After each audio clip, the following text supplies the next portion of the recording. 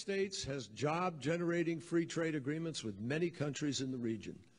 But I often hear grumbling in America that such agreements benefit our partners more than they do us. And guess what? When I'm traveling overseas, I hear just the opposite. And that's usually a sign that something is working. Consider this example, a Jordanian company, Petra Engineering Company.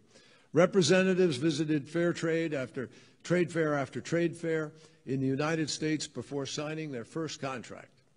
Today, Petra air conditioning units are in the Empire State Building, at NASA, in countless schools and buildings throughout our country. And that's not all. As a global supplier, Petra buys quality components, including top-of-the-line compressors that bear the label Made in America.